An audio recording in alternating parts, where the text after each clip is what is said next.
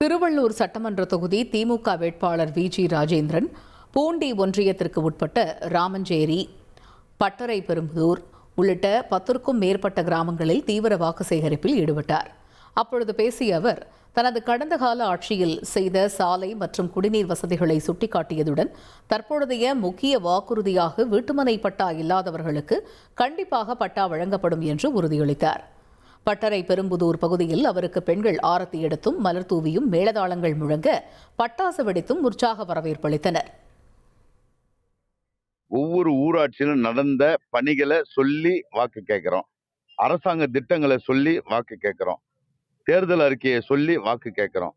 மக்களுக்கு எல்லாமே தெரிஞ்சு வச்சுக்கிறாங்க. நான் சொல்லி தெரிய வேண்டியதில்லை. மக்கள் இன்னும் ஆர்வத்தோட பங்கேற்கிறாங்க. கடந்த தேர்தலை விட இந்த தேர்தலில் பார்த்தீங்கன்னா மக்களால பார்த்தீங்கன்னா பெண்கள் குறிப்பா தளபதி மேல வச்சிருக்கக்கூடிய நம்பிக்கை, ஐயா மு.க. ஸ்டாலின் மறுபடியும் வந்தாதான் இந்த திட்டங்கள்லாம் வரும், நமக்கு எல்லாமே கிடைக்கும்ன்ற ஒரு நம்பிக்கை இருக்கு.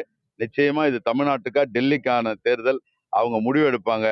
அவங்க 100 நாள் வேலை திட்டத்தை நிப்பாற்ற அந்த மோடிக்கு ஒரு தக்க பாடப்பாட்டு புகட்டுவாங்க. இனி செல்லும் இடமெல்லாம் செய்தி. தந்தி டிவியின் வாட்ஸ்அப் சேனலை ஃபாலோ பண்ணினா செல்ல இருக்கும் இடமெல்லாம் செய்தி. இதோ QR கோட் இப்பவே ஸ்கேன் பண்ணுங்க, ஃபாலோ பண்ணுங்க.